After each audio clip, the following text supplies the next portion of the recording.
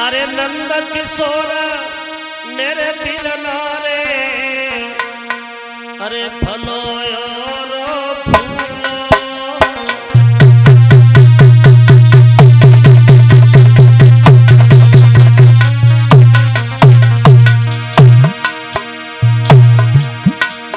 तुम श्री कृष्ण के संग रे, हाय पालना में झूलो।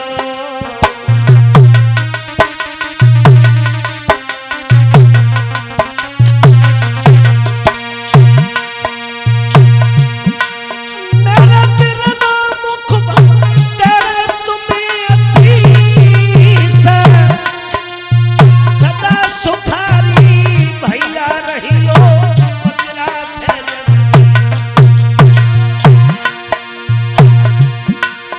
अरे नन्ना किशोर की जारे परनी में एक से एक गए आया, तुम जुग जुग जियो अमर पद भोगो, रक्षा करे श्री करता।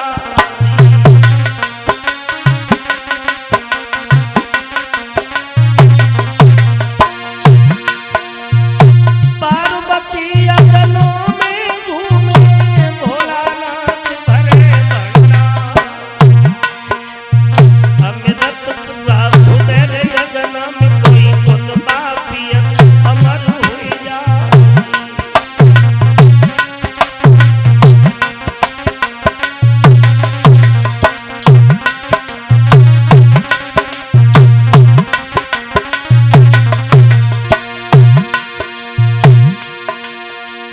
कुलदीप यादव की रे बरनी है, बहादुरपुर के डगे सरदार। सौ को नोट कुलदीप यादव ने ऑनलाइन नोट भिजवाई।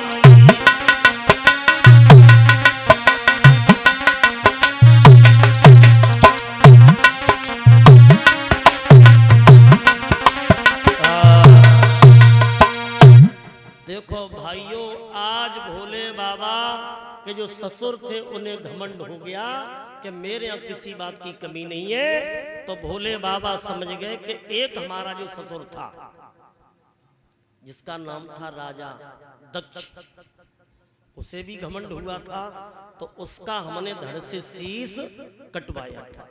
अब इनको भी घमंड है, तो इनका घमंड कैसे नष्ट करें? तो नाई पहुंचा है जन्माशय में भोले बाबा से कही कि प्रभु राजा का आदेश है कि जितनी बारात है सब दावत के लिए भेजो। तो भोले बाबा ने एक बात कही है कि देखो बारात तो बाद में खाएगी, बारात बाद में, और अबे हमारे पास केवल दो बराती हैं, शुक्र और शनिचर। और अगर ये दो बराती फर गए तो सारी बारात ही अपनी। अब सुख को शनिचर पेट पे हाथ फरान लगे, जरी सो जरी और सिकी खूब। सो बहनों, शुक्र शनिचर जैसी बैठे और पत्थर कुल्लड़ पस्से और सब्जी पूरी पस्सी, और उनने पूरी पत्थर उठाई और पूरी पत्थर उठाए के सीधी पेट में बोले और ले आ। अब परोसने वाले बड़े परेशान, भागते भागते परेशान हो गए, पूरी पत्थर उठा हट गट सट पेट में और ले आओ, धीरे धीरे खाओ, ले आओ।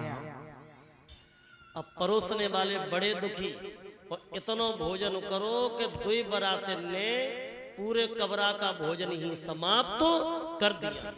भैया भूख लगी है और ले आओ। जब नाया फरे तो चौखट और जंगला उखाड़ के खान लगे। समझ गया है राजा हेमांचल कि ये क्या हुआ, मुझे घमंड हो गया था कि मेरे यहाँ किसी बात की कमी नहीं है, और ये दो बरातियों ने पूरे कबरा का भोजन समाप्त कर दिया। तो आज जाकर के राजा भोले बाबा के पैरों में गिर गया और कहने लगो प्रभु तुम्हारी लीला को हम समझ नहीं पाए। भोले बाबा ने कहा ससुर साहब तुम बहुत जल्दी चेत गए, बहुत जल्दी चेतन हो गया। तुम्हें घमंड था, अहंकार था कि मैं बड़ा धनवान हूं, मेरे यहाँ किसी बात की कमी नहीं है। अब बताओ कितने बड़े धनवान हो, 2 बरातन ने तुम्हारे कमरा का पूरा भोजन ही समाप्त कर दिया। कही के प्रभु अभी तो बारात बहुत पड़ी है, ज्यादा बेइज्जती मत करवा। सो भोले बाबा ने उसी समय बहनों 2.5 तुलसी के पत्ता दे और कई ये पत्ता ले जा, शुक्र शनिचर को खिला देना तो तुम्हारे यहाँ किसी बात की कमी नहीं रहेगी। शुक्र शनिचर को पत्ते खिलाए, उनके पेट फूलने लगे और कृपा भगवान की ऐसी कि जैसे पहले भोजन तैयार थे वैसे ही भोजन तैयार हो गए और बड़े प्रेम से भोजन कराया। और जब सुबह हुआ है तो भामर पड़ने का जब नंबर आओ तो मैया मैना बाबा नारद को बुलवा के बोली, स्वामी जी अब एक बात बताओ, कल दूल्हा बूढ़ा था, अब का रात में दूल्हा के दांतों पर आए रात में का दूल्हा पर जवानी आ गई। बाबा नारद बोले, मैना जब दूल्हा है तब देखना कैसा है। तो भोले बाबा इतने सुंदर दूल्हा बने और दूल्हा बन के भक्तों मंडप के पास में आए और उधर से गिरजा आई है। सो गिरजा ने कलाई पकड़ ली भोले बाबा की, कही के प्रभु रुक जाओ, तुम्हारे संग ऐसे भामन न डालूंगी। बोले कैसे भामन डालोगी? ये तुम्हारे गले में नाग है, इसे उतार दो। गले के नाग के संग भामरे नहीं डाल सकती। नाग उतार करके और भोले बाबा ने मंडप से बांध दिया। फिर कही के माथे पे चंद्रमा है, चंद्रमा भी उतारो। तो चंद्रमा उतार के कहाँ रखे गए? जो मंडप पे 5 डबुआ रखे जाते हैं उन्हीं के नीचे चंद्रमा को ढांके दो। फिर कही के जटा में गंगा और है, गंगा को भी उतारो। गंगा चंद्रमा गले का नाग उतार दिया। भोले बाबा पार्वती की भामर पड़ी है और भक्तों भामर जब पड़ी है और भामर पड़ने के बाद दूल्हा कहाँ जाता है? जनमासे।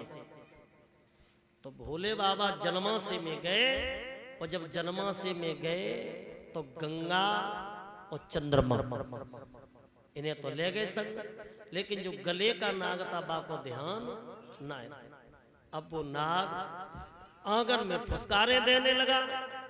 स्त्रियां बोली दूल्हा को जल्दी बुलवाओ, वो अपने नाग को ले जाए और तभी तो दूल्हा दोबारा बुलाओ जाता। अब दूल्हा दोबारा आया, नाग को लेवे।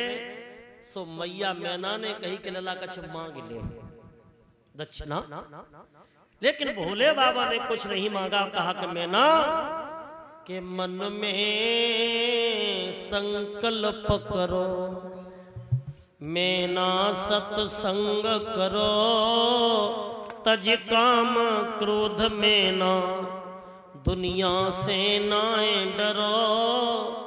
काम क्रोध का त्याग मांगा तो परीक्षित महाराज जी बेई नाग, आजकल क्या बना है पता है? गूथ।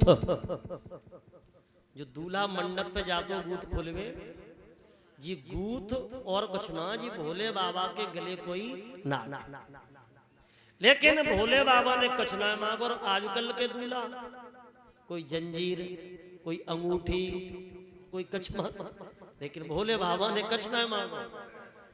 तो मैया मैना ने बहुत दान दिया, बहुत दहेज दिया और अपनी बेटी को प्रेम से विदा किया है। बोल गोविंद भगवान की।